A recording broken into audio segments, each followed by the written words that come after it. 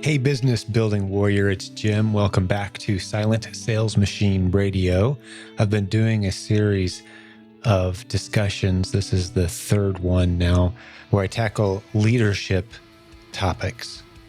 We live in an era of virtual leadership that's never been explored before. What I mean is we have businesses, many of us run, where we don't see or meet with face-to-face with the people that we work with every day. We don't have a building and a parking lot that we show up to.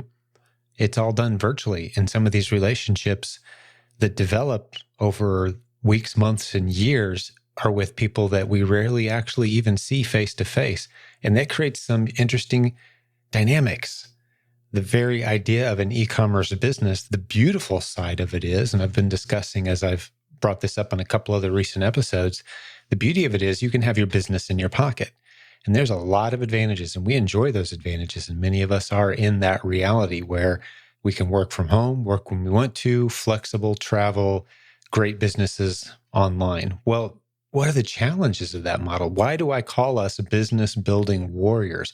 It sounds like we've got it all made, right? Well, to the new person coming into our community, we certainly don't want to create the impression that this is easy, or that if you just follow the process, it's guaranteed it's going to work every time for everyone. No, there's work involved, blood, sweat, and tears. Many leadership qualities will need to emerge from you if you want to build something that's truly sustainable and lasts the test of time and the challenges that you're going to run into, and especially with a focus on the topic of virtual leadership.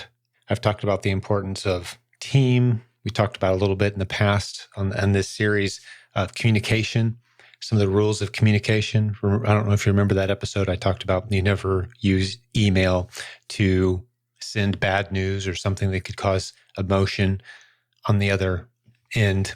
You want to do that over a phone call or if a Zoom, if possible, for example. You never call people out publicly or put them on defense. That goes for everybody. There's never a need to do that. On social media, for example, you'll see people just go after each other hard. I don't know why they do that. It's just basically when you go after someone hard on social media and you call them out, basically what you're doing is shouting.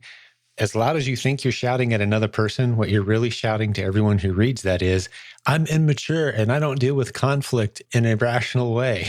That's what you're really yelling, because the obvious question is, hey, have you reached out to that person? Have you had a conversation? Are you sure you got your facts right? Are you sure you want to burn a bridge in front of thousands of people? That seems kind of silly. That's how most mature adults will read what you do when you call someone out like that. So just those little rules of leadership and how you conduct yourself on social media. These things matter. Even though we're talking about building an Amazon business, running an e-commerce business, the way you conduct yourself, the relationship that you establish with those around you, the reputation that you have as a result of how you conduct yourself, those things matter. So I want to talk a little bit today, diving into the topic of why I call us business building warriors, why that matters, why I think it should matter to you, and hopefully provide you with some specific details, some challenges, some things. I'm certainly not perfect in all of these arenas, but again, I've been dealing with virtual leadership challenges for 20 years. When my team started growing, I've been in e-commerce that long. It's the only income my family has known for coming up on 20 years is the e-commerce journey that we've been on. And this team, if you weren't aware, if you're new around here to this podcast, the team is about 100 of us at this point that serve our Amazon and e-commerce seller community. When I say 100 of us, there's only a few that are full-time, but that's everyone from the people who work at the warehouse, which is near where I am here in central Indiana in the United States. I've got a team of 7 to 9 people, depending on how you count it, that help run that office.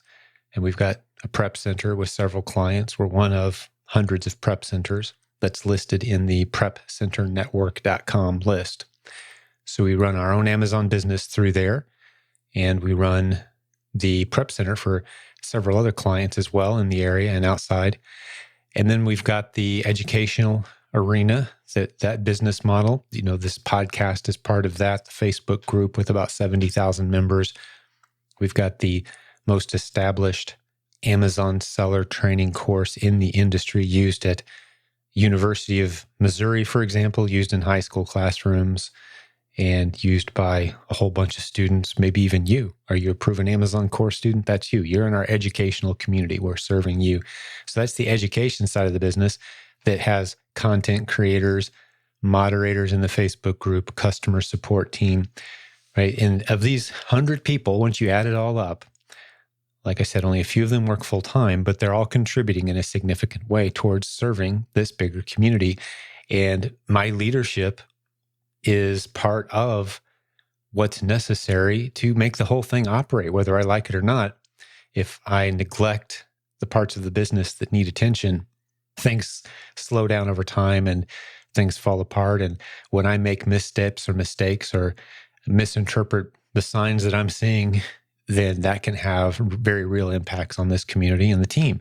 And that goes for everyone else on the team too. That goes for your business. Your business is reliant on you properly interpreting what you're seeing, making good decisions with wisdom. And that's not easy. That's why I call us business building warriors. That's why I say building a business is a leadership journey. You cannot do it alone. We've established that many, many times in the past. That means you're going to have a team. That means you're going to have to spend some time leading your team in your business. Now, different people in your organization, and we certainly hold that true here, they're far more proficient and qualified than I am in several aspects of what we do around here. So they lead that segment of what they do, and they do a better job of it than I ever could. But ultimately, when there's hard decisions that need to be made, it comes down to the leader's desk. And if there's no clear answer, you've got to be the one to make that decision. It kind of reminds me, I like the business building warrior analogy again for this reason. If you think of what you're doing, building a business is fighting back against forces that want you to fail. I'm not talking about your customers or your friends or your family. The forces that are fighting against you are things like entropy. Your momentum slows if you're not the one shoveling coal into the fire to keep things running. Things slow down. Someone has to be paying attention to keeping the wheels turning. Every object in motion will eventually grind to a halt if not attended. And the forces of gravity are working against you. It's kind of like every airplane that's ever crashed. Well, there was only one thing that caused it. It was gravity, right? Your business will eventually fail unless they're constantly working hard to keep it thriving and growing and succeeding. And the big challenges you'll face as a leader are typically, let me say it this way, to say it slightly differently, there's a lot of challenges your team can help you face. So as you start to lead a larger and larger team and your business grows, you'll find out that the challenges that you're facing are the ones that are too big for anyone else's desk. When you first start, you're fighting all the battles. You're facing all the challenges. Some are hard, some are easy. But over time, you offload some of the repetitive tasks, some of those things that someone else can very easily do. And not that they aren't important, but it's fairly easy to get them right. But you're left with the ones that are the big decisions. And the battlefield analogy, to go back to that, business building warrior, we're fighting. What are we fighting? We're not fighting our customers. We're not fighting our friends. We're fighting those forces that are trying to sink our business. Those big decisions that must be made. Where are we going to put this pile of money? What kind of inventory are we going to invest in? Do we need more training right now, or do we need to be taking more massive action right now? You're making a lot of significant decisions at any given time. And failing to decide is a decision. That's saying, okay, well, I think I'm going to wait on this one. So you're making a whole bunch of decisions. But on the battlefield, have you ever noticed, like you watch the movies and you see the two armies going head to head? It seems like it always ends up the greatest foe, the greatest enemy is fighting the greatest hero. Like, how do they always find each other on the battlefield? Have you ever thought about that? They always end up facing each other. And all the little guys are over here fighting, and then the two big important guys, the most powerful, they find themselves face to face eventually. And that's what it will feel like for you at times. Is the only things that I have, on my plate right now are the big, difficult decisions that really direct my business in one direction or another. And do the things that are really, should I be putting all my effort and attention in this direction, or should I be going over here? And you're the only one that can ultimately make those really big, hard decisions. So for business building warriors making really hard decisions, facing down tough obstacles, the enemies that want us to fail, not that it's necessarily a person, although we do read in the Bible, we wrestle not against flesh and blood, but against principalities and rulers of the air, right? As a Christian, I believe there are forces out there, spiritual forces, that would love to see us fail. They're rooting for our destruction and failure. They want us to make really stupid decisions, bad choices, and ultimately fail. Those are out there. But how do you make the good decisions? As a business building warrior in e-commerce with a virtual team, how do you stay sharp? How do you stay focused?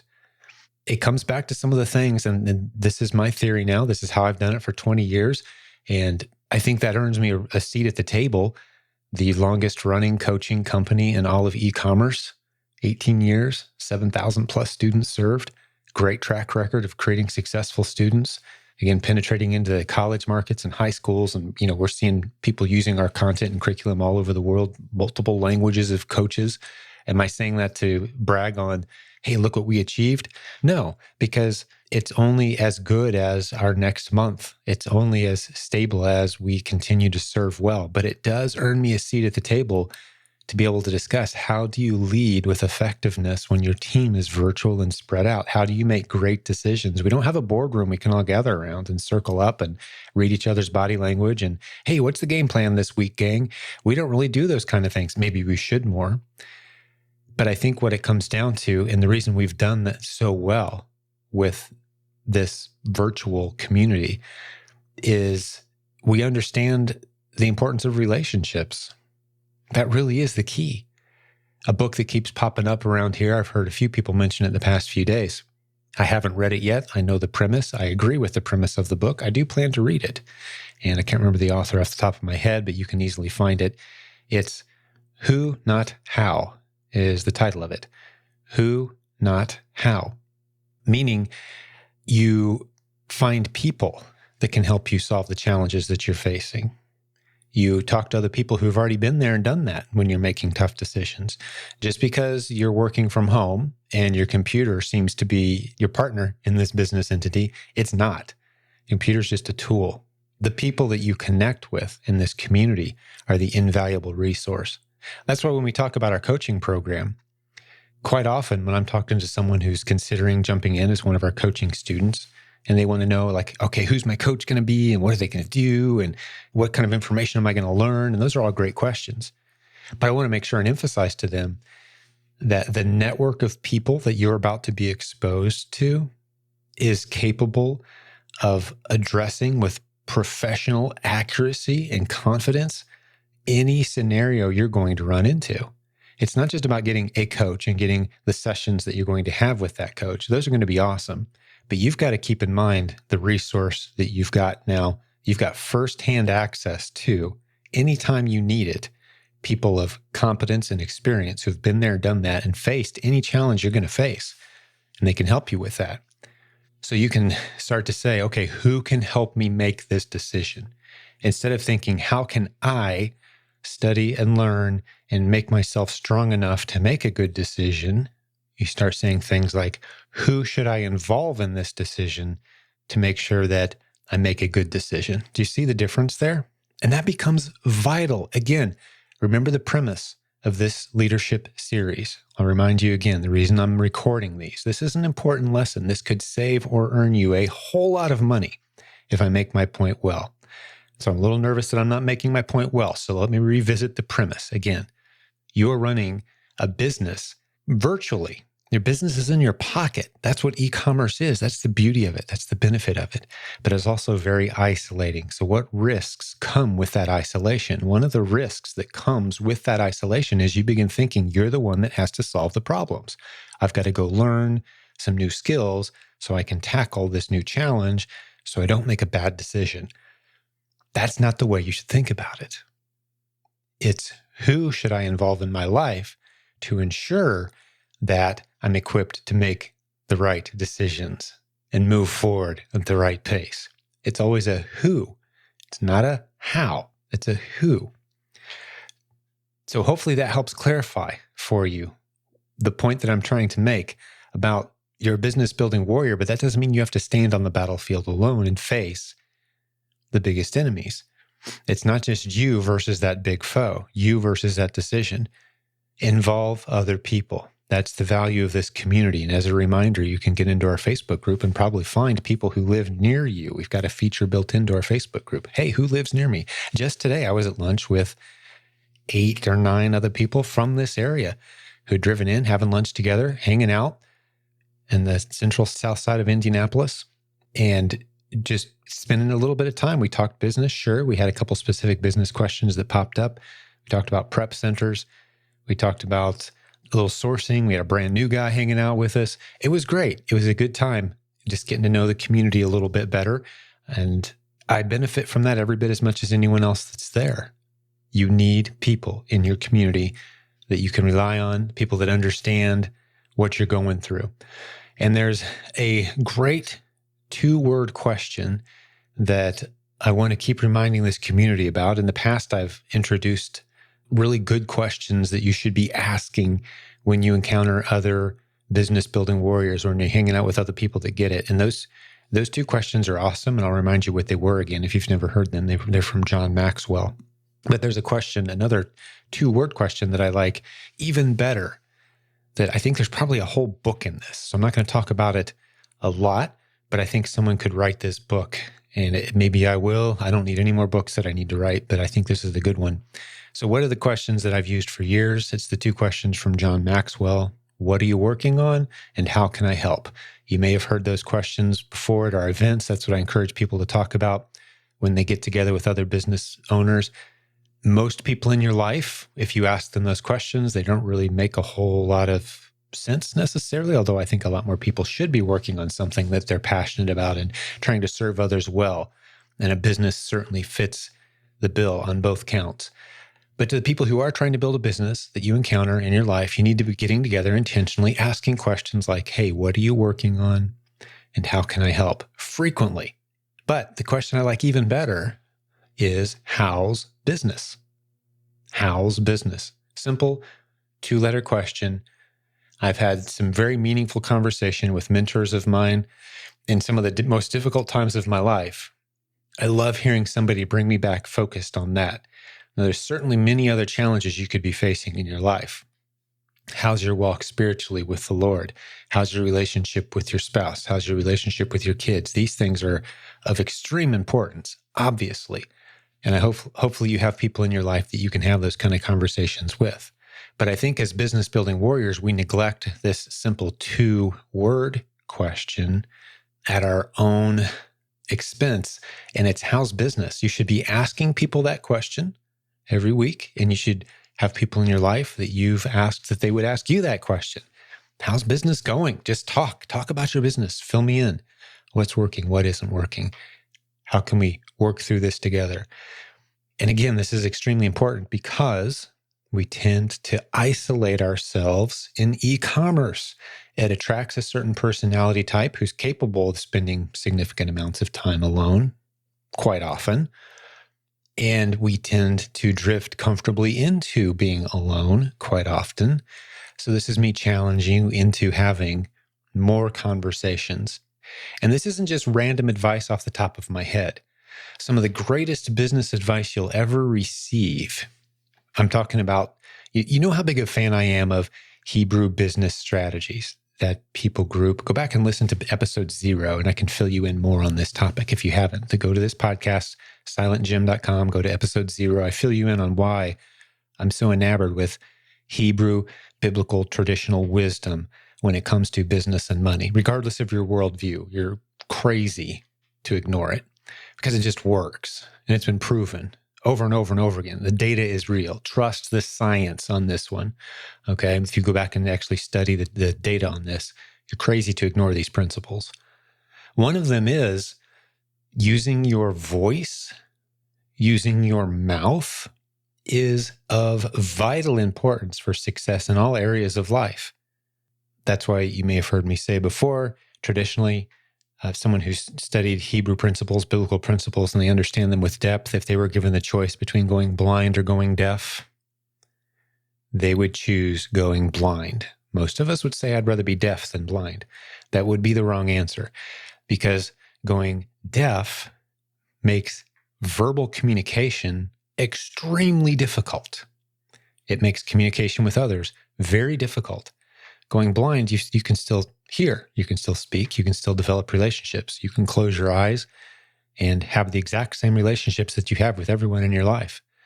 However, if you close your ears, your relationships begin to change dramatically and quickly, and you no longer can use your voice, which is the most powerful tool of leadership that you have. So I'm not just trying to keep you from being lonely by saying use your voice. I'm equipping you with the most powerful tool that you have and encouraging you to use it more than you currently are in the battle against isolation as a business building warrior. The greatest tool you have are those relationships, and then having conversations with those people that you've built relationships with. It could be your team, it could be other business owners. That's the power of this community. I've had people ask me over the years, I had someone actually ask me this today, what was your vision for this group when you first started? And it's pretty easy for me to identify now that it's worked. And it certainly has worked to a large degree. I never imagined how well it would work. But I just wanted a community of people that I could talk business with. I felt I hadn't studied Hebrew at that point. We're talking, 20 years ago, but I saw the need for a group of people that I could trust, that I could bounce issues off of, that we could kind of share the load of this lonely journey of e-commerce. And surely they may have faced some things that I'm about to face, and they can talk me through it. I was on a mentorship journey, looking for mentors, looking for people that I could trust and rely on. And along the way, I was training a whole lot of people who I started to discover that a good mentor doesn't have to be somebody necessarily who's older than you. It could just be somebody who's more experienced than you are in an arena that you just haven't spent a lot of time in yet. So you can be mentored by somebody considerably younger than you and taught great lessons because they've spent more time in an arena that you're less familiar with. That's the beauty of this community. That's the value we have to offer. And this is all free. Everything I'm talking about today is completely free. Our Facebook community is free. Forming a local mastermind with some other people from the community because you share similar zip codes, that's free. You need to do this. The only thing stopping you from it is you taking the steps to do it. And you're putting your business, I would argue your health, your mental health at risk. And even those other relationships that matter, the spouse, the kids, the family relationships. If you're so stressed out about work and you're fighting all these big battles on your own, you're not in a healthy place in your other relationships. It's draining more energy from you than it should be. And you're paying less attention to those people that matter more than any others. So you see how it starts to fit together. This isn't me just teaching you how to put more money in your pocket. It's me teaching you, hopefully, some of the lessons I've had to learn about how to tackle the biggest monsters that you're going to face in your business. Don't do it alone. We'd all like to think that we're capable of doing a whole lot more than we actually are when it comes right down to it.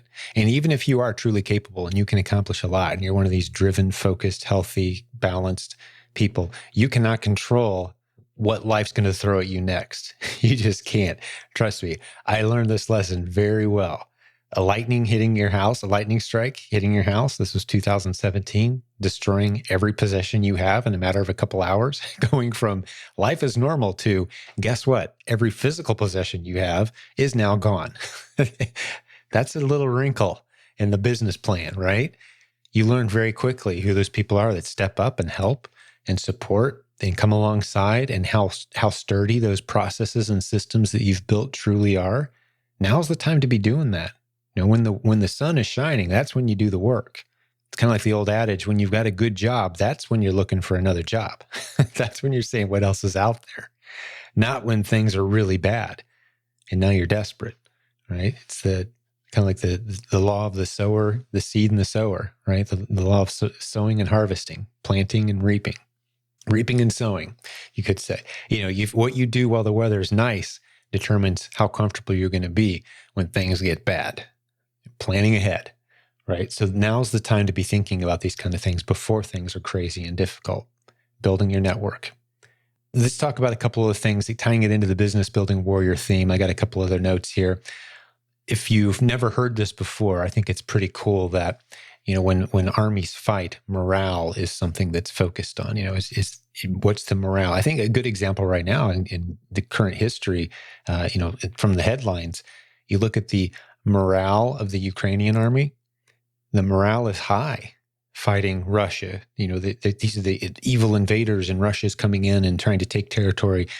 And the morale on the Russian side is reported to be fairly low. They've got deserters and people intentionally undermining their own equipment, and their heart's just not in it. Well, the root of morale, not to get into the Ukrainian-Russian conflict, but let's focus on the morale, right? I think it's pretty universally understood that that's kind of at least that's the story that I've heard and seen everywhere. And I've talked to some Ukrainian friends, and I even know people in Russia. And that's kind of where they're at. It's like, yeah, Russia's heart's not really in it, and Ukrainians, they're all in. Morale. Well, the root of that is moral, right? If you've never heard that connection before, is our current challenge, the thing we're trying to do, is there a morality to it? Do we believe in the morality of what we're doing? Morale, that's where we get the root word morale.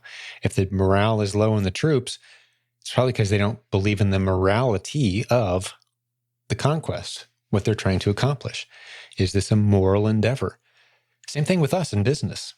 So if you struggle with the morality of what you're doing, the products and the prices you charge for the products and the services that you provide, if you're struggling with that, if your morale is low, that's going to ripple throughout the entire operation, and it's not going to work. It just won't. You'll find creative ways to undermine yourself and self-sabotage yourself. You've got to keep the morale high. What's that mean? Well, you've got to understand that providing a business is a virtuous activity. A profitable business of any kind, as you've heard me say many times, dramatically improves the lives of countless other people. Not just your customers, all your suppliers, the delivery people, all the jobs that are created and supported, the other businesses. Just by you running your small, profitable business, you are helping keep civilization afloat. And I know that may sound like quite a leap, and some people probably even laugh to have us say those things. But those people who are laughing wouldn't be laughing if all the small businesses shut down. Promise you they wouldn't be. That is the lifeblood of any economy, are the business owners, the people who are buying and selling things to people who need those things. And they need the jobs that come from those things being provided. And that's a biblical concept, by the way. If you've never heard me talk about it, Business Secrets from the Bible is the title of my favorite book outside the Bible itself for business owners. Business Secrets from the Bible by my good friend Daniel Lappin, Rabbi Daniel Lappin, talks about these kinds of things. Talks about not just understanding in your head, but truly having it in your heart that business is virtuous, that providing a service that people pay you for and making a profit, everything that goes into that, you should feel is morally virtuous. And if you don't feel that in your heart, you are not going to succeed. It becomes a challenge when all of your customers are virtual. You're not meeting these people. You're not seeing them face to face. You can't look in their eyes and ask them, hey, what do you think? You're seeing the reviews online maybe. But if you're not connected to your customers, there's that barrier's there. Again, this is one of the challenges of e-commerce is you don't quite often see the benefit for the people who have paid you money. You don't see the smile on their daughter's face that the gift arrived on time for the birthday party, right? All you saw was the transaction for the toy, right? You know that you paid $10 for it and you sold it for $27. That's all you know. But if you could see the smile on the little girl's face and you could hear the mom describe, yes, thank you. I would have paid $60 for that toy. Thank you for selling it to me for $27. I don't care what you paid for it. I needed that because it was the last item checked off on my list that of things that I had to have to make Saturday a perfect occasion for our daughter who's waited so long and worked so hard, and that's what she wanted. And you helped make it happen for far less money and far more convenience than I thought I was going to have to encounter to get that gift here, right? You don't have the benefit of hearing and seeing those moments. So you've got to kind of imagine them sometimes. But it's good to do that. You've got to imagine, sometimes look over the orders and just imagine the people and the scenarios. The small business owner who really needed that hinge that you just sold so he could finish the job that got him the $5,000 invoice, right? That was the last little piece he needed, that little hinge that you paid $2 for and sold it to him for $12. That's what he needed. Otherwise, why would he have bought it? He didn't buy it to throw it in the trash. Somebody bought it because they needed it, wanted it, and it made their life better, more convenient. Never mind the people who made the thing and all the jobs that has been created along the way as it's moved from point A to point B 100 times before it finally reached its final customer. So you've got to think that way. And if you have trouble processing business in that way and seeing how virtuous it is and the integrity of providing that service, you've got to address that, because your morale will be low because you don't see the morality in what you're doing. You'll begin to self-sabotage. It's very easy to do. Perhaps the last thing I think I'm going to hit on this series, hopefully you're finding this useful. If not, you've paused and you'll jump in and you'll hear another great interview episode at some point. But I know I talked to enough people who struggle with these kinds of issues that I think this is going to be useful for a good number of folks in our community. And it's this: who are you attracting? Your attitude, the way you present yourself, and I hinted at this a little bit and I've talked about it in the past, but I'm going to hit it very specifically now. Your attitude, even on social media, who are you attracting? If we looked at everything that you've posted online in the Facebook group or on your personal page, maybe it's Twitter or wherever else you post and represent yourself online, and we looked at everything that you've put out there, are you attracting people who are very angry? Are you attracting people who are just goofy? What are you attracting? Who would resonate? Who would gather around to hear more of what you just said? Who would sit down and go, oh, I got to hear more of that. Okay, you're my kind of people. Yeah, let's do something significant based on that. I can use that. Who would circle up and say, that thing that you just posted, man, I need more of that in my life. Like, I could sit here for hours and benefit from that. Do people say that about the kind of things you post? Now, we're all going to post funny things from time to time. And, who hasn't posted a kitten on a keyboard, right? Like, we can't help ourselves sometimes. I get it. But does your body of work, is it characterized by attracting more of the kind of people that you want in your life? Or are you just using it as an opportunity to make sure the world understands how hard your life is and how miserable things are where you're at and how hopeless things probably will be at some point? Do you see the difference? And I don't have any specific people or names in mind as I say these things. We can all self-analyze, and you could disagree with me if you'd like.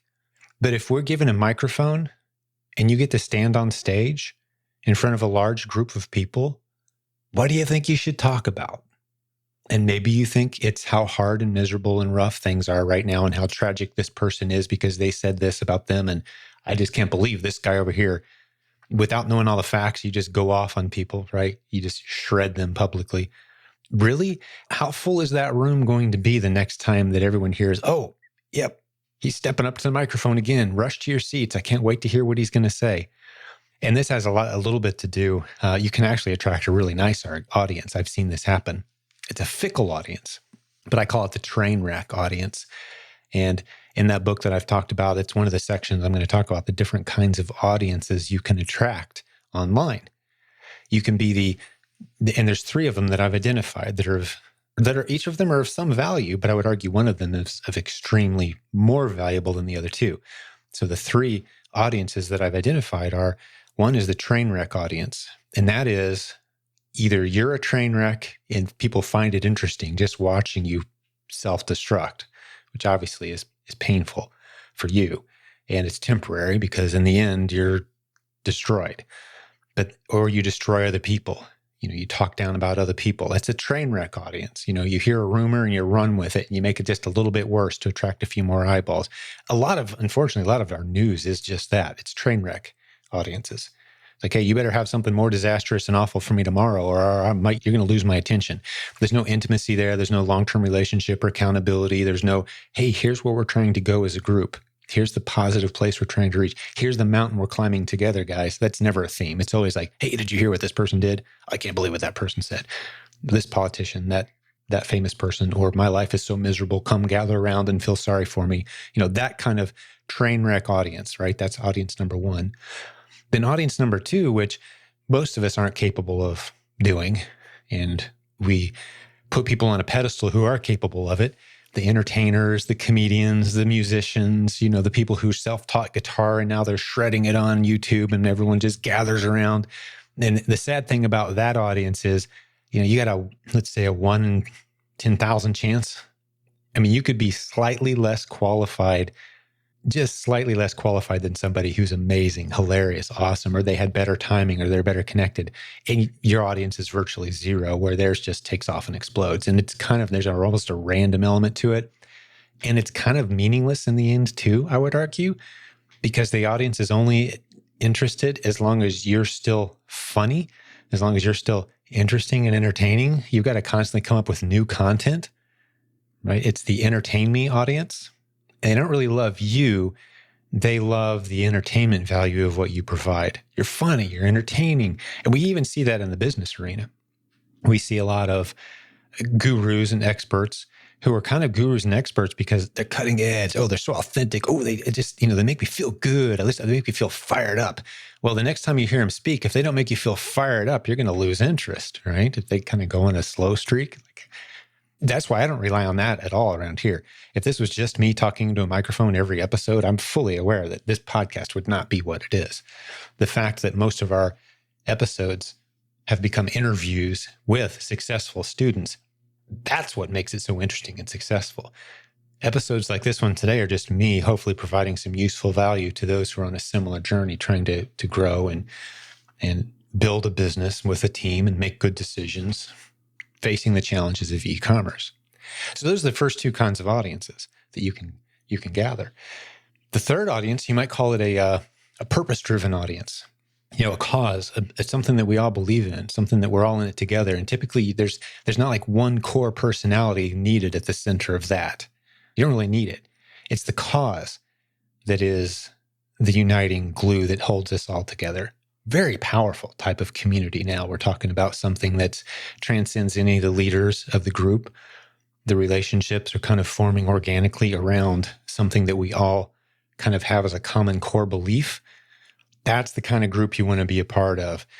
Don't brag too much if you're part of one of the other two groups that I mentioned, or hopefully, tragically, if you're the leader of a group like that.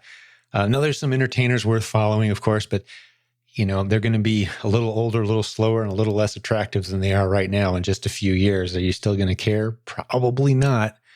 There's nothing sadder than some of these 80 rock stars, the 80s, and they're getting on, they have the YouTube channel now, and there's like 8 watchers. These guys were filling arenas 20 years ago, and now nobody cares. I'm not interested in that. I don't know. It holds appeal for some, not for me. I'd like to be part of something that's bigger than it is now 20 years from now. And my involvement isn't even necessary. It's a community. And that's what I'd like to think that we've built here. And if you want to emerge as a leader in a community like that, there's some things you're going to have to do. And it's right under your nose. I'm stating the obvious, I would think. But coming in negative or coming in, with a train wreck mentality, like anytime there's bad news, you can't wait to post it. Anytime something challenging happens to anybody who's in our arena, you can't wait to be the first person to post that. Like, hey, look, everybody, I knew sky was falling. I knew this was all terrible. I knew that this was never going to work. Look at this news.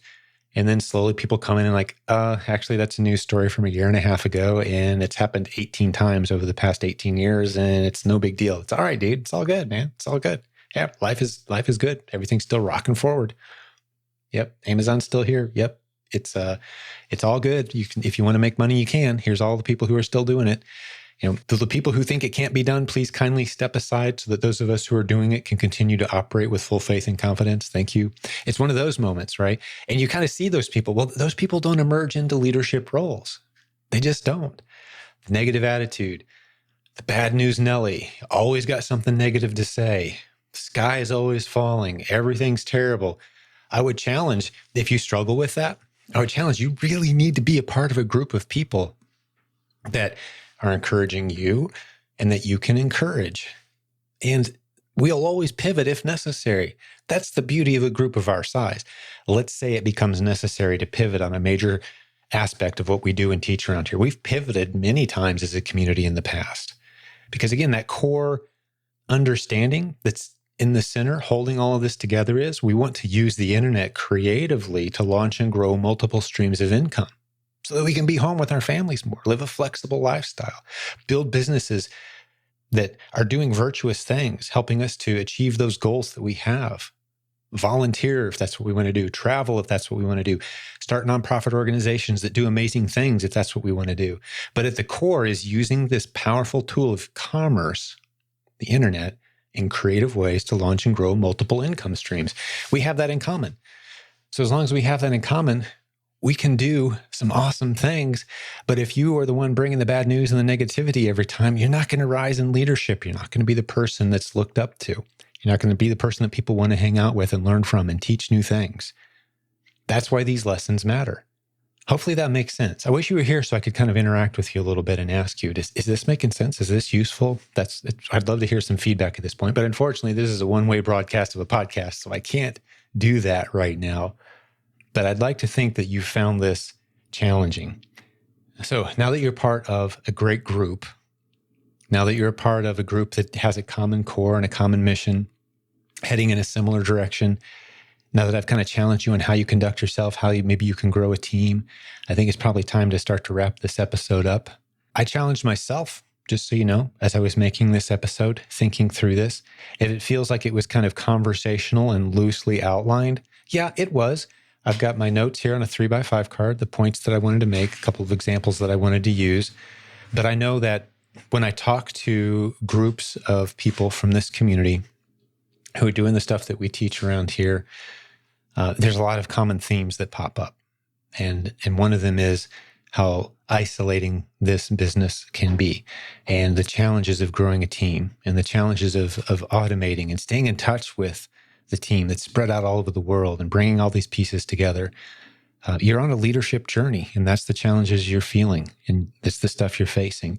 So to the degree that I can be useful to you as a guy who's been doing that for 20 years, I just wanted to spend some time talking about it. If there's any aspect of what I talked about today that you're thinking to yourself, I could have or should have gone a little deeper, or I wasn't clear on, or maybe I misspoke and I didn't catch myself, please shoot me a line, help me clarify, and we'll readdress any of these topics. I'm getting some decent feedback on the other 2 episodes that I've done on these virtual leadership challenges. And I've just kind of opened up my heart, talked from experience, and shared what I know. I'm sure there's a lot more that could be said. But that's up to you at this point. If you'd like to hear me talk more about this, clarify any of the points that I made, I'll do another one. But I'm leaving it up to the listeners at this point to send me your thoughts and feedback. So if you've listened this far, your valuable feedback would be very appreciated. You can email me, jimcockrum@gmail.com, or you can go to silentjimdotcom and send us a note there. We always love the feedback from listeners.